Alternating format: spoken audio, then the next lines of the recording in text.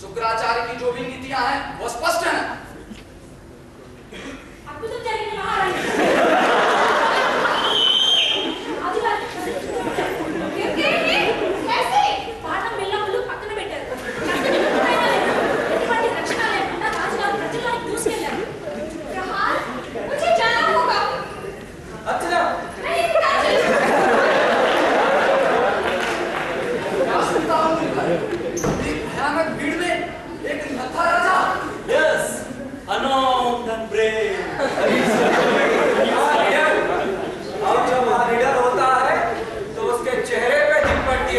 परेशानी भी और प्यार भी। मानो उस विशाल भीड़ का स्पर्श उसके हृदय को उल्लास से भर देता हो। मगर डर है कि अगर राजा को कुछ हो गया तो आप क्या सोच रहे हैं Shukracharya? No, God, no. The part that worries me the most is not that king may die, but that he may survive. Yes, God, the self-interest of all munis is in well. भला हुआ कैसे Shukracharya? I think that Pruth's strength has gone even beyond the top end. नहीं, अब वेद की तरह पृथु की हत्या नहीं कर सकते। Believe me, I don't want the same fate as Vain did. But if an unknown man becomes fearless, then no one can stop him. तो आप आखिर चाहते क्या हैं शुक्राचार्य? कि पृथु फिर से हथियार उठाए, युद्ध करे और अपने कीर्ति की पताका फहराए? Then what about famine in Brahmavat and people's hunger? भूख की आग का इलाज है शुक्राचार्य। हमारे यज्ञों की अग्नि, वैश्वानर अग्नि। आज भले ही ब्रह्मवत में अकाल पड़ा हुआ हो, सूखा हो, लेकिन गंगा के पूर्व में आज भी हरे भरे जंगल हैं शुक्राचार्य। ठीक है अत्रि जी, हम लोग राजा से कहेंगे वैश्वानर अग्नि को गंगा के पूरब क्यों नहीं चले? यही नहीं मुनिवर, सरयू पार के जो दस्यु गंगा पार आकर बसे हुए हैं, राजा का क्रोध और वैश्वानर अग्नि उन्हें भी जलाकर नष्ट कर देगी। Listen, there is a greater force rising in that region than our sacred fire. भला हुआ क्या? See this. भुजंडिका है, डाकुओं की देवी, वही पिशाचिनी जिसका पूजन हमारी सारे होलों को, सारी निजाओं को व्यर्थ कर देता है। Yes, the same evil force is rising again. As the power grows, so will the famine in our country. फिर हमें इस उन्माद को नष्ट करना ही होगा मुनिवर। उन्माद नष्ट नहीं किया है मैंने अत्रि मुनि, मैंने उसका आलिंगन किया है। जनता के उन्माद की तरंगे अब शांत हैं। अब आ गए राजा। तूफान के आगे डरे फैलाकर उड़ान लेते समय चील को जैसा लगता है वैसा ही तो मुझे लगा। मेरे अंग अंग में स्फूर्ति है, सारी उदासी गायब हो चुकी है। आपको यह जानकर आश्चर्य होगा अत्रि मुनि कि मुझे एक अद्भुत आह्लाद का अनुभव हो रहा है।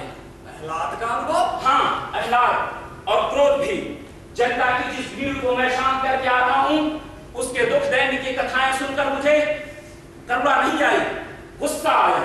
मैं आप लोगों से पूछता हूँ, मैंने आप लोगों को जो वचन दिए थे कुशा की उस रस्सी की गांठें बांधकर उसे पूरे किए या नहीं? पूरे किए। फिर पैदावार क्यों नहीं होती? वो सारा जल कहाँ चला जा रहा है? आपकी अग्नि उस उत्पन्न अग्नि जिन जंगलों में चल रही है, वो धरती बात में ध्यान देगी क्यों नहीं? मेरे कानों में उन लोगों का चित्कार सुनाई दे रहा है। मिट्टी है उसमें, रस नहीं, पानी है उसमें, नमी नहीं, एक ही सत्य है, एक ही पुकार, भूख भूख। And the reason for this is also only one, Maharaja. Bhuchandika, the evil force of the earth. कौन है भुजंडिका जो मेरे वालों का शिकार होना चाहती है? She is the goddess of the gods, whom you chased away. They worship her across the river Saraswati. पूजा होती है? नंगी नारी मूर्ति, मैं उसके उन्माद को चूर चूर कर दूंगा। I think there is only one way to do this. My lord, you have to destroy her temple. Will you be able to do it? सैकड़ों की भूख और उन्माद मेरे हाथों में शक्ति बनकर बस गई है आचार्य। Then what about your weakness in your heart, my lord? देखता हूँ मेरा मंत्रिमंडल मेरे मन का प्रहरी भी बनना चाहता है। That is because someone very close to you is the leader of the race whom we are about to destroy. कौन? Nishad. निषाद? कवच? ये आप क्या कह रहे हैं Shukracharya? Yes, Atri. The same God whom we banished from our ashram. क्या? कवच आपके आश्रम में था और आपने उसे निकाल भी दिया? ये दोनों मेरे लिए नए समाचार हैं। महाराज, हम आपको छोटी छोटी बातों में उलझाना नहीं चाहते थे। छोटी छोटी बातें? हाँ, उसे आश्रम से निकालना आवश्यक हो गया था। उसने सरस्वती के जल को अपवित्र करना चाहा। निशा हमारे साथ बैठकर यज्ञ करना चाहता था। यही नहीं, अंतःसलीला की धारा का पान करके वह मूर्ख मुनिपद को प्राप्त करना चाहता था। नहीं, उसने सरस्वती के तलहटी को खोदकर बालू के नीचे से पानी निकालना चाहा। इसीलिए आर्य कुल की मर्यादा को ध्यान में रखते हुए हमें उसे आश्रम से निकालना ही पड़ा। सुनिए मंत्री जी, जाते समय उसने घोषणा की कि वह आश्रम लौटेगा मुनि के रूप में। यही नहीं मुनिवर, मैंने उसकी आंखों में प्रतिहिंसा की विकट रेखाएं देखी थी और अब हमें क्या सूचना मिलती है कि दस्युओं के उस खंडहर में हो रहे उस भुजंडी के भयानक अनुष्ठान का कौन है रक्षक?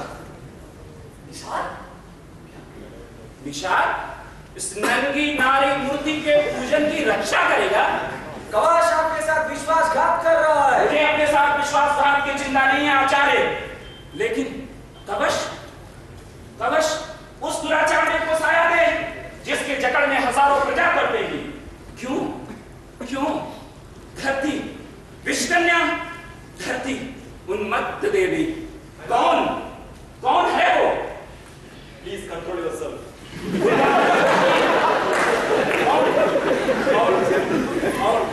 और कवच नहीं शुक्राचार्य, कोई चिंता की बात नहीं। मैं उस विनाश लीला को नष्ट करूंगा। मैं उस विनाश लीला को बंद करूंगा।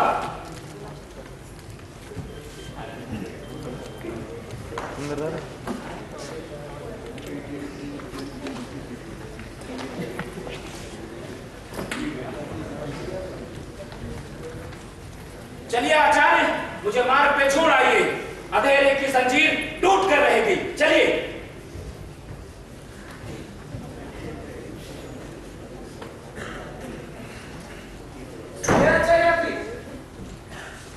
ठीक हुआ?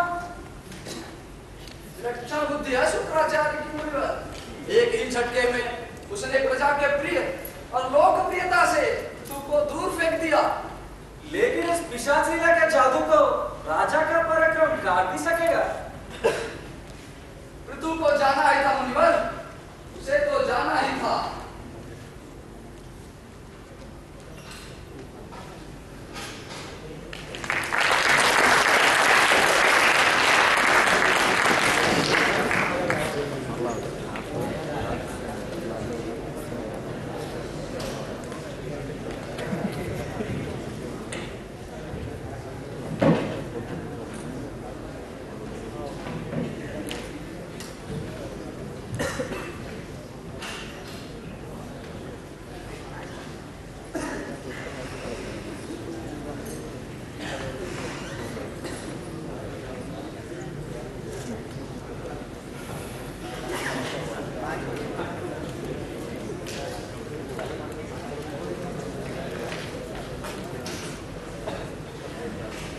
सरस्वती के उस पार और राशि राशि बालू के टीले अनगिनत और बीच बीच में बीते बादों की यादों की तरह छितराई हरियाली। क्या है जो इस समय भी यात्री की चाल को तेजी देता है? आंखों में चमक, मन में स्फूर्ति। एक कदम, हाँ एक कदम। यात्री से कहो वह चोटी को देखने की कोशिश भी ना करे। केवल एक कदम, जो सामने है वही। एक कदम बढ़ता है तो वो फटती है। एक नया दिन शुरू होता है। हाँ, हर कदम एक नया दिन है। और अगर रुके, यात्री की झपकी लगी तो?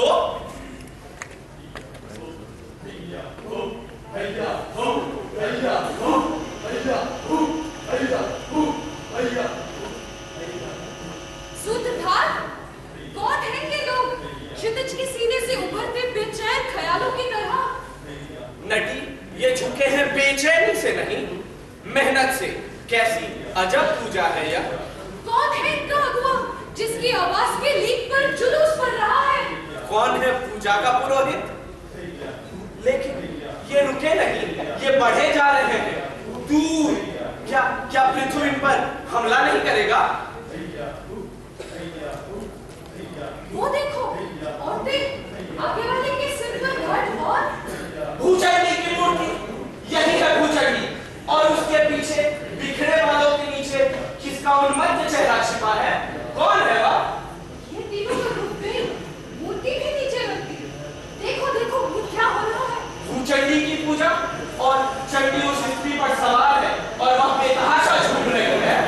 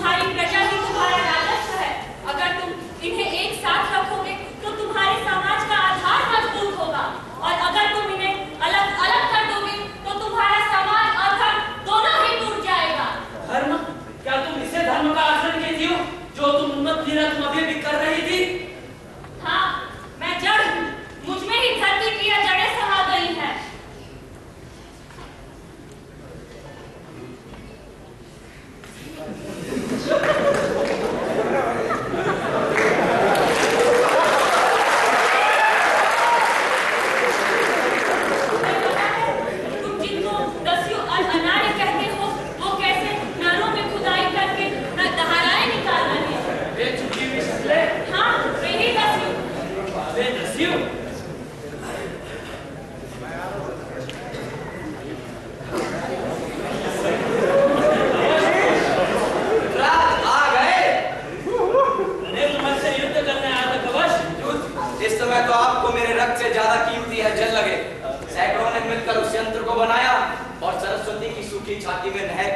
खिंच गए। तुम्हारी प्रतिज्ञा पूरी हुई कवच। तुमने तो सरस्वती का पावन जलपान किया है। क्या मंत्रिमंडल में मुझे बिठाना चाहते हो राजन? मंत्रिमंडल नहीं, पुरुषार्थ मंडल। पुरुषार्थ मंडल? हाँ, धरती रूपी गौ को हजारों हाथों दुहेंगे और भिन्न भिन्न प्रकार का दूध निकालेंगे। जल रूपी दूध को मैं दूंगा। प्यासे खेत के बछड़े होंगे, नदी और तालाब पात्र होंगे। सोना चांदी इत्यादि को व्यापारी दुहेंगे। शिल्पियों का वज्रा होगा और अलंकार का पात्र। विलासी लोग मदिरा रूपी दूध को दुहेंगे। मधुशाला का वत्स होगा, मधुबाला का पात्र। ज्ञानी लोग गुरु को बछड़ा बनाकर वाणी रूपी पात्र से भिन्न भिन्न प्रकार का दूध निकालेंगे। कलाकार लोग गंधर्व अप्सराओं को बछड़ा बनाकर कमल रूपी पात्र में संगीत और सौंदर्य का दूध दुहेंगे। कौन नहीं होगा तुम्हारा? ये विश्व का वसुंधरे, मैं तुझे अपने बाहुबल से समतल कर दूंगा। तेरी इस अनंत संपदा को मानव मात्र के लिए प्रस्तुत करूंगा।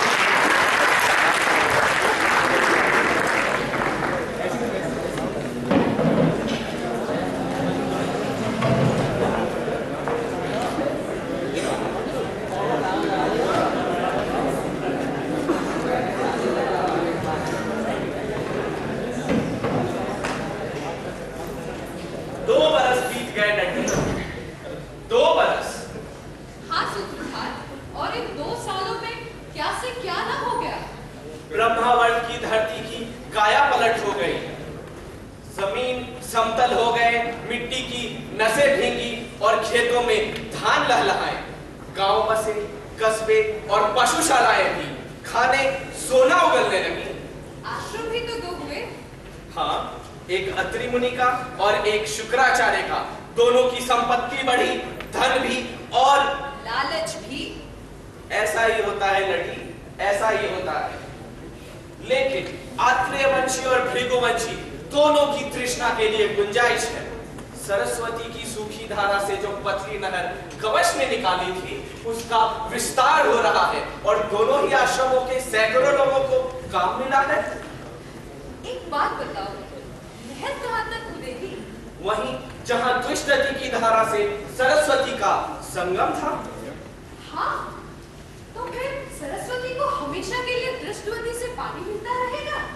हर मौसम में खेत लहलहाएंगे और भरपूर रहेंगे और आश्रम में या आचमन के मंत्र गूंजेंगे। बसंते इस बरसात दुष्टति की धारा सरस्वती से मुंह न मोड़ ले।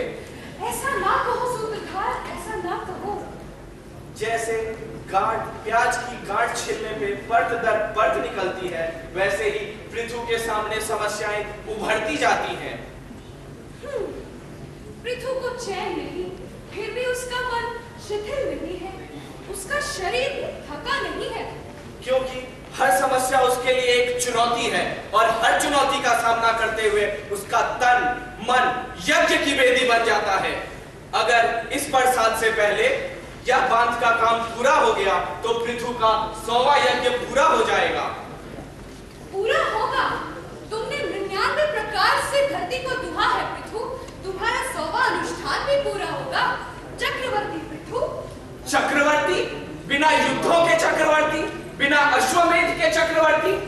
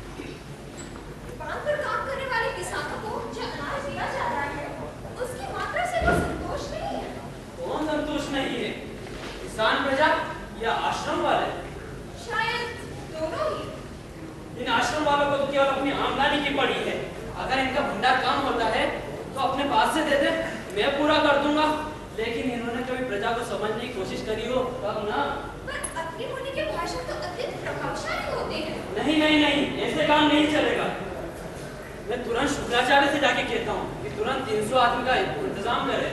क्या ये ठीक होगा? क्यों? आपने ऋषि आश्रम को टोकरियां और कुदारियां बनाने का ठेका दे रखा था।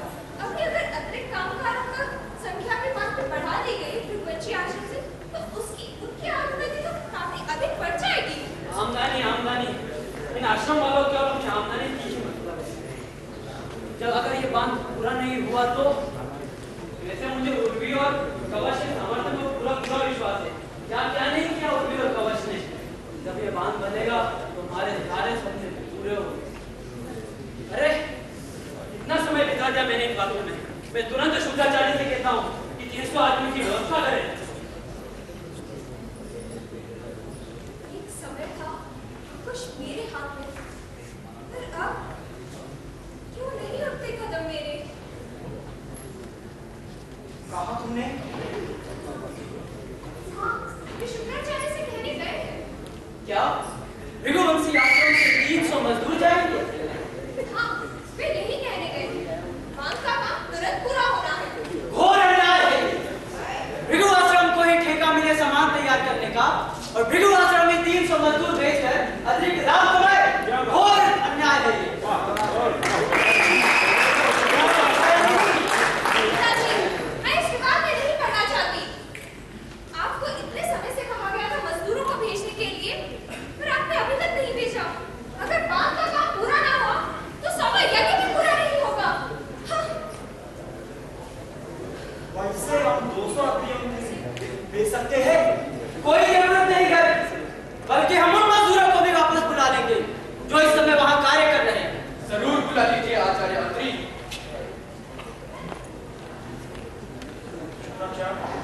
सुना है कि राजा आपसे 300 आदमियों की मांग करने के लिए।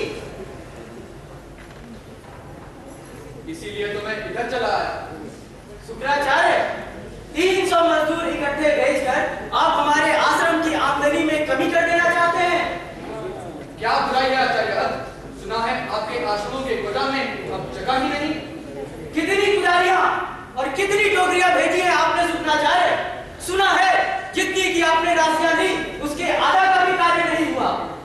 सुनिए सुनिए शुक्राचार्य अत्रि मुनि, ये झगड़ा निपटाया नहीं जा सकता क्या? हो जाने दीजिए आप सब बातें। हमें किस बात का भय है? हमारी जनता का कल्याण उनके कंधों पर टिका है।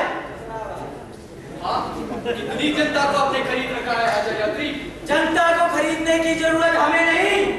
हमारे वाड़ी की एक ज्वाला सारी जनता को हमारे लिए खड़ा कर सकती है। जानता हूँ आप वाग्वीर हैं, पर उस उद्योगवीर का क्या? कौन? राजा पृथु, और कौन? आप चाहते हैं कि बैठे बिठाए हम राजा से झगड़ा मोल लें और आप बैठकर तमाशा देखें? मैं इतनी मोटी बुद्धि का भी नहीं आचार्य। अत्रि मुनि, तो मेरे तीक्ष्ण बुद्धि की बात समझ लीजिए ध्यान देकर। पृथु को हमने पराक्रम, वीरश्रेष्ठ और योद्धा के रूप में अभिषेक किया था, लेकिन अभी वह राजा नहीं रहा। क्या वो राजा नहीं रहा जिससे हमसे कुशा की घाटी पर वचन लिए थे, जिसके तेज बाणों से सैकड़ों टापू कट करे, और वो भी नहीं जिसने हमारा मंत्रिमंडल बनाया। लेकिन हमारे आश्रमों की आमदनी तो बढ़ रही है, धन धान्य तो हमारे हाथ आ रहा है, चिंता क्या है? गर्ग मुनि, चिंता आत्रेय आश्रम और भृगु आश्रम दोनों ये अच्छी तरह से बात समझ लीजिए कि दुष्गति की बांध पूर्ति होते ही, सदै यज्ञ की पूर्ति होते ही राजा पृथु हमें दूध की मक्खी की तरह निकाल फेंकेगा, और उसके बाद उसके मंत्रिमंडल में होंगे कवच और 10 सुंदरी पूर्वी। तो आचार्य, आपका मतलब है हमारे साथ जो उसकी शर्तें हुई थी उनका क्या? जी, उन शर्तों का उस समय क्या मूल्य होगा जब वो जनता द्वारा चुना हुआ राजा बनेगा? जनता द्वारा चुना हुआ? वैसे आचार्य, इस समय राजा के खिलाफ हम आवाज उठाए भी तो किस आधार पर? आवाज उठाने का मौका आएगा बाद में, और उस वक्त आपके ओजस्वी भाषणों का जरूरत होगा आचार्य अत्रि। लेकिन इस वक्त हमें एक बात तय कर लेनी चाहिए। कौन सी बात आचार्य? हम दोनों ही किसान मजदूरों और कारीगरों के काम में ढील डाल देंगे। लेकिन बांध नहीं बन पाया तो दुष्यंती सरस्वती से हटकर यमुना के मिल जाएगी। हो सकता है।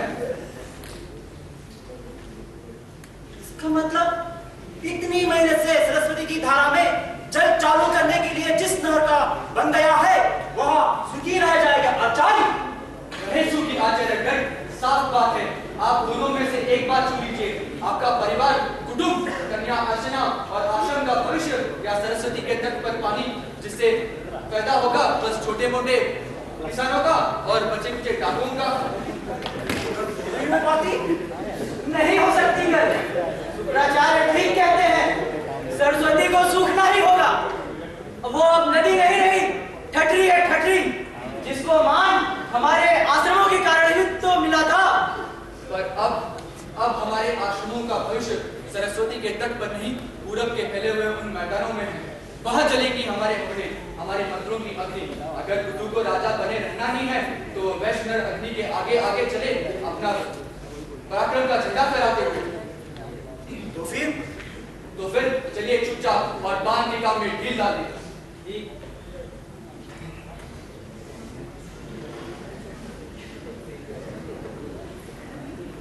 अर्चना, मेरा घोड़ा तैयार करो। अरे आचार्य, आप? राजा आपके कंधे पर? हाँ, मेरे कंधे पर धनुष नहीं, उदाली है। अब यही मेरा राज चिन्ह है, क्योंकि प्रजा ने मुझे इसी रूप में स्वीकार किया था। कैसी प्रजा राजन? आपके आश्रम के आसपास वाले किसान और मजदूर अति मुनि और आपके भी शुक्राचार्य। मैंने जैसे ही कुदाली उठाई, 500 अन्य लोगों ने भी कुदाली उठा ली। मैंने जैसे ही मिट्टी भरने के लिए टोकरियां उठाई, 500 अन्य लोगों ने भी टोकरियां उठा ली। 500 मजदूर? हाँ, 500 और भी तैयार है और वे लोग 5 की ओर चल भी दिए हैं। अब हम भी वहां जाकर काम में हाथ बटाएंगे और देखते ही देखते बांध तैयार होगा। मगर तुम बांध पर थे, यहाँ कैसे आए सुन मगर? हम घोड़ा भगा नहीं पाए हैं, क्योंकि हम आपको तुरंत ही समाचार देना चाहते थे महाराज। कैसा समाचार? वो बांधा नहीं रहा महाराज। बांध टूट गया? हाँ महाराज, हिमालय में घनघोर वर्षा के कारण विशुद्धती और यमुना में प्रचंड बाढ़ आई और बांध की एक खंड में मिट्टी डालनी बाकी थी। अगर 100 आदमी भी और होते तो बांध पूरा हो जाता, पर टूटने की नौबत ना आती। क्या कह रहे मगर? सरस्वती मुड़ गई है और नहर सूखी पड़ी है।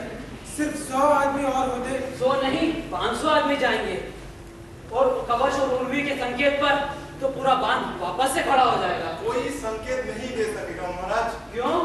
उर्वी एक कगार के पर खड़ी हुए मजदूरों को सहारा देने के लिए रस्सी फेंक रहे थे। एक लैंडो के साथ बड़ा लंबा पानी टकराया और पूरा कगार गिर गया महाराज। उर्वी डूबने लगी। सिर्फ पलक झपकने की देरी थी कि एक विशाल मछली की भांति कवच कूद पड़ा उन्हें बचाने और सिर्फ हमारी सांसें वापस आई। लेकिन कितनी देर को दूसरा कगार वो कवच के ऊपर ही टूटा और वो दोनों आंखों से ओझल हो गए महाराज।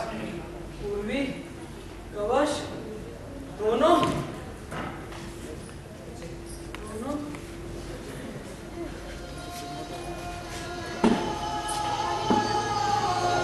अर्चना, राजा बुद्धू को स्वांतना मत दो, उन्हें शस्त्र बनाओ। राजन, पूर्वी अंचल में शत्रु फिर से उठा रहे हैं। हमारे प्रजा को आपकी पराक्रम की फिर जरूरत है। पराक्रमी